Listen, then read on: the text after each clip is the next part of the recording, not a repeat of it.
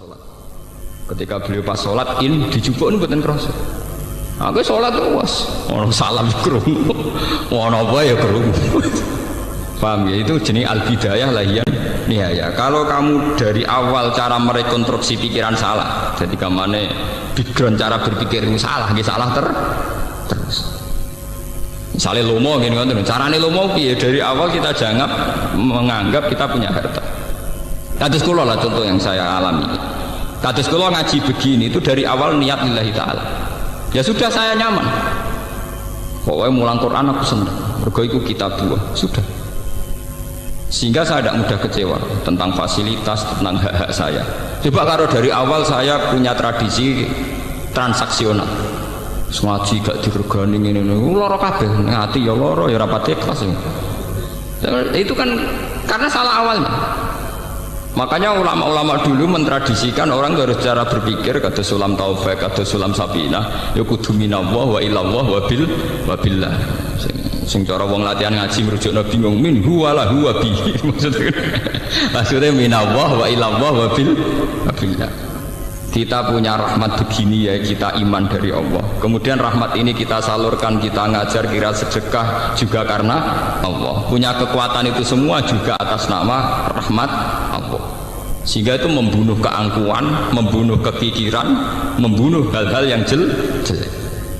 Tapi dari awal kowe ngrasa dhuwit ku WM. Ketika sedekah ning wong ya ngrasa wong utang jasa mbek kowe, mengko dhuwit ku jare WM. Wong iku utang jasa ning kowe. Lah nek kowe didik 10.000 iso dadi pahlawan, kok pangeran sing di bumi ra dadi pahlawan tekemu udah kok endi. Kowe semper ta semper. Mungkin bener Quran ana wong ra ikhlas diarani kaumun sing layak dilun, wong ra ndek akal. Wong ra ikhlas cara Quran wong ra duwe napa? Akal. Logikanya jelas. Kalau saya punya uang 1 juta tak kasihkan orang saya merasa pahlawan. Bagaimana yang punya bumi enggak dianggap pahlawan? Wong kula iso liwat ngekekno fakir miskin liwat bumi ku wae pangeran. Engko aku di duit padel jagung sing gawe jagung ya pangeran. Misalnya aku mergo dadi visioner dibayar dadi profesional sing nekdir rahmat iku ya pengen. Lho saiki didik 1 juta tak kena fakir miskin iso undat-undat. Iku nek ora saking semper wong. Makanya ikhlas itu logika tertinggi. Saya itu pernah seminar di Jogja ditakoki, kenapa Pak umat Islam menyarankan ikhlas? Jawaban itu enak. Ikhlas adalah logika tertinggi seorang manusia. Karena dengan ikhlas artinya kita berpikir objektif. Jika Anda punya uang 1 juta kamu kasihkan fakir miskin dan kamu merasa itu uangmu, itu namanya tidak rasional. Bagaimana Anda merasa itu uang kamu? Ya, karena yang kerja saya, kamu pakai apa kerja? Pakai tangan kakimu, itu yang bikin juga Allah. Semua itu ciptaannya Allah. Kamu bisa melakukan itu juga ciptaannya Allah. Bagaimana mungkin kamu merasa kalau uang itu milik kamu? Makanya sama-sama ngaji Quran, nak wong alim yang kastanya tinggi, tentu dia akan baca walillahi mulkus samawati wal ardh, bahwa semua ini milik Tuhan. Ya akhirnya bisa melakukan innama nut'imukum liwajhillahi la nuridu minkum jazaa'u wala syukura. Aku ngekeki mangan kowe iku ikhlas, ya ora kepengin mbok wales, ya ora kepengin kata matur nuwun. La nuridu minkum jazaa'u wala syukura. Karena logika ikhlas itu paling gampang. Kulo nu mboten nyesal misalnya sampeyan dadi kiai bubar ana sing seneng, kulo mboten nyesal. Semua amal yang saya ikhlaskan itu pasti abadi di depan Allah. Meskipun mungkin cara lahir ada genjang-genjing di kehidupan ini. Misalnya rasanya jadi kiai kadang naik turun gelombang. Nah, kalau betul nanti kepikir. Ngomong-ngomong kalau sering konsultasi begitu. Gue sama jadi kiai kok pede. Ngamal apa jera pede jawaban dulu. Nah, nak sebenarnya misalnya gue, nanti ditekdir jatuh, rano sing seneng gue, rano jatuh, nak rai kelas gue jatuh. Angger cek ikhlas orang jatuh. Nah, saya ini aku di pengaruh ya mulai ibadahku ngaji. Sebenarnya nak pengaruh bubar ibadahku wiridan, dewan gampang, no repot. Ibadah yang kedua ya infak, pas marah deh sabar teman-teman. Ibadah yang marah apa meneh. Pas jadi kiai ibadah yang mulang, setelah jadi kiai wiridan kok repot. Artinya kalau semuanya berdasar ikhlas itu pasti nyaman, pasti apa? Nyaman. Tapi kalau dari awal berdasar hadzun nafsi, hak-hak kita itu akan rusak semua. Kami global ini, jadi carane ikhlas itu dimulai cara berpikir yang benar, termasuk untuk menghindari sifat kikir. Kata Nabi Muhammad, sah aku kepengen sarapan daging mau Ya Rasulullah sayang daging niku mun telas. Lho kena apa entek kula sukakno tiyang niku. Aisyah sing mbok kekno iku sing ijek. Sehingga dulu sahabat tuh nak ono perang atau napa-napa lu cepet-cepetan berlomba ngekei. Mergo jare ben ijek. Ben apa? Ben ijek. Iki jenenge lantana al-birra hatta tunfiqu mimma tuhibbu. Sahabat Tolha suge-suge sahabat, duwe perkebunan kurma paling disenengi. Ketika ana ayat lantana al-birra hatta tunfiqu mimma tuhibbun, kowe ora bakal entuk keapian nganti sedekah barang sing paling mbok senengi. Niku mikir, kebun mana yang paling dia senengi. Barang wis ketemu Bairuha niku terus ya Rasulullah Bairuha niku kebun kurma paling kula senengi, kula sakno jenengan. Nah saya kan gak apa sudah kok golek sing paling ora disenengi. Misalnya wedhus golek sing kuru, paham ya? Duwe golek sing raja. Ah kan terus kualik kabeh. Ya karena dari awal itu nganggep sedekah itu yang abadi, berarti nak sing tak kekno barang paling apik kok sing abadi tak panen ning akhirat ya barang sing paling napa? Karena konstruksi pikirannya sudah benar, otaknya sudah benar, paham ya? Tapi kita kan boten nganggep yang kita kuasai itu yang masih, yang kita kasihkan orang, yang iya. Begitu juga Nabi Ibrahim, terus Abu Bakar, Sayyidina Umar, orang-orang soleh itu begitu. Kalau baleni malih, terus masalah cara berpikir itu kita harus anut Rasulullah. Di misalnya Nabi itu nganggep sholat itu istirahat, nganggep tidur itu kodrat manusia. Jadi tidur yang dianggap problem, bukan sholat yang dianggap apa?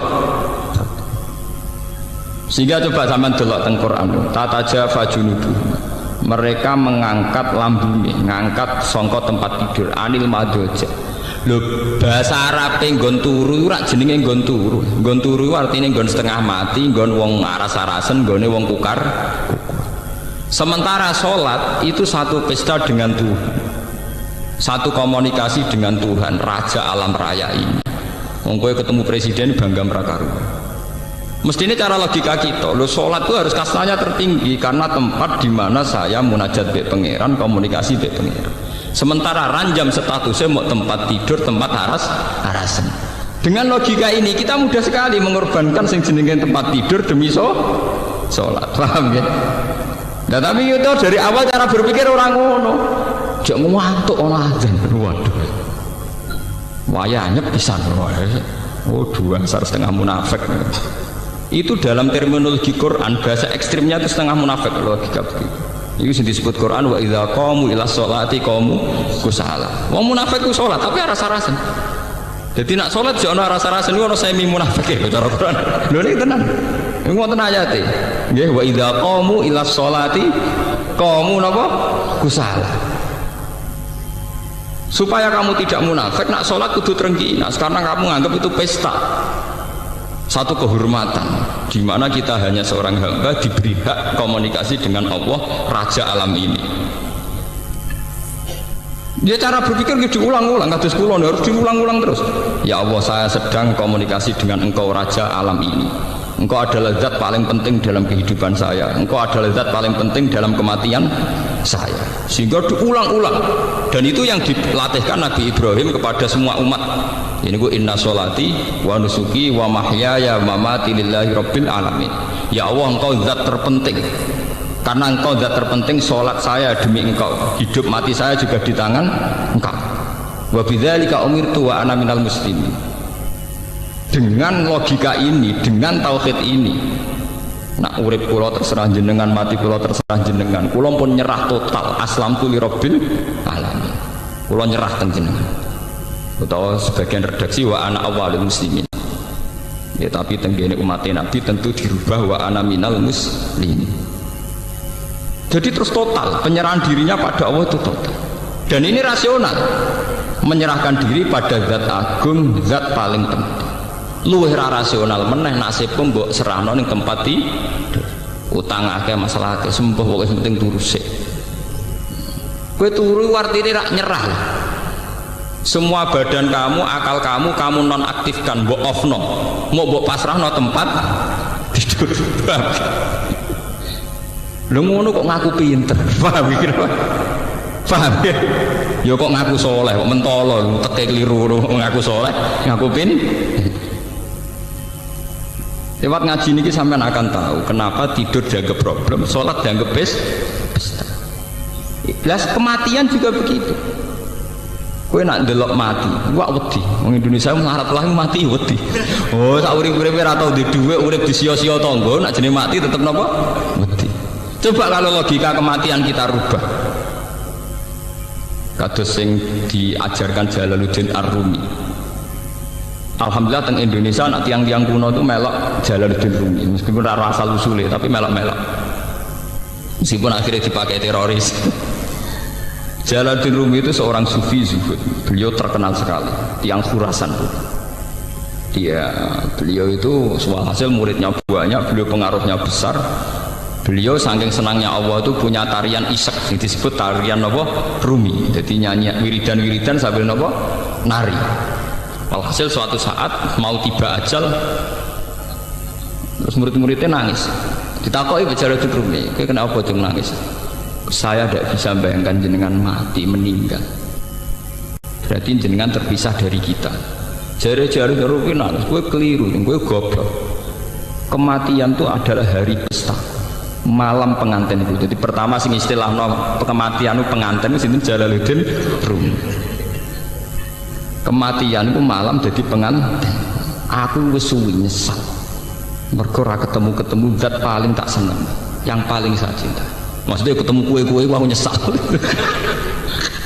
Mergo padha makhluk era jelas. Aku kepengen nang ketemu zat paling tak senengi, paling penting dalam hidupku, yaitu Allah Subhanahu wa taala. Makanya beliau terkenal terus ngendikan, jadikan malam kematianku malam pesta. Ini malam pengantin. Dan ini di karangan Sibul Arus ya. Malam apa pengantin? Lah terminologi itu delalah sing nganggo ra kowe-kowe iku wong-wong Islam kan. Sing nganggo teroris mana kedel-kedel. Oh jenenge kiai biasa-biasa ini mbek mati wedine ra karuan. Paham ya? Jenenge nak lara iku dokter ya dinggo, dukun ya dinggo saking wedine mati. Saking wedine napa?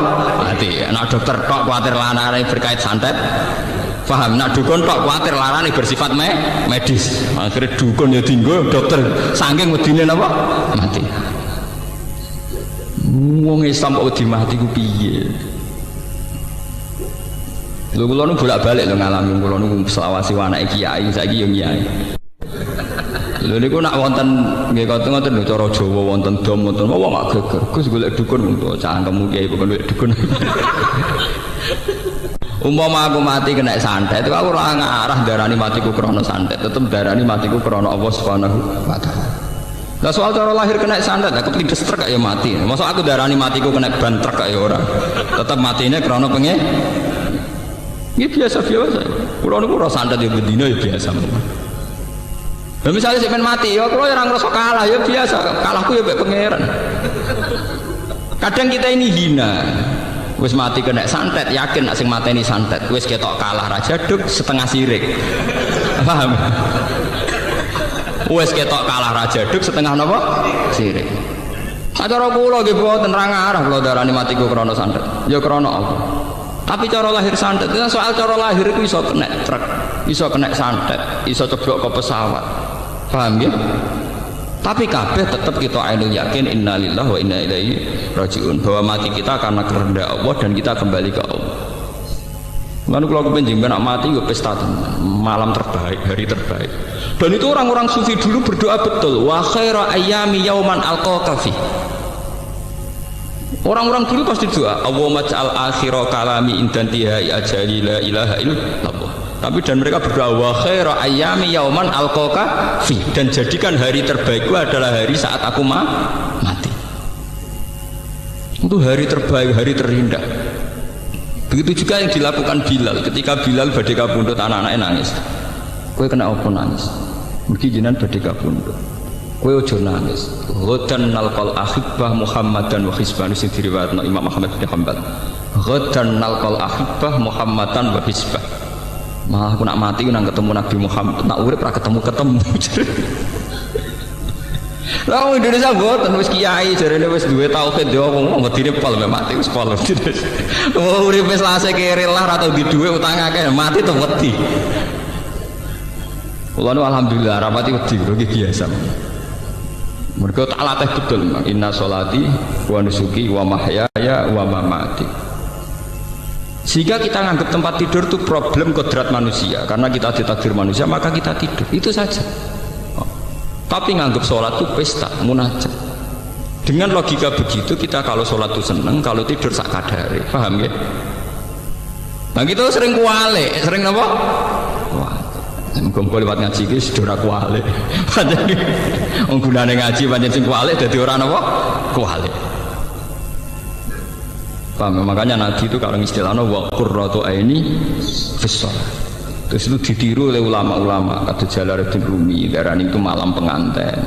Terus sinten ulama era sinten-sinten terus itu semuanya dimodifikasi, disyariatkan sesuai konteks masing-masing. Tapi secara umum mereka nganggap nak ibadah jenis mu'anasah. Mu'anasah itu bercengkrama asik. Ya cara bahasa gaulnya apa bercengkrama asik.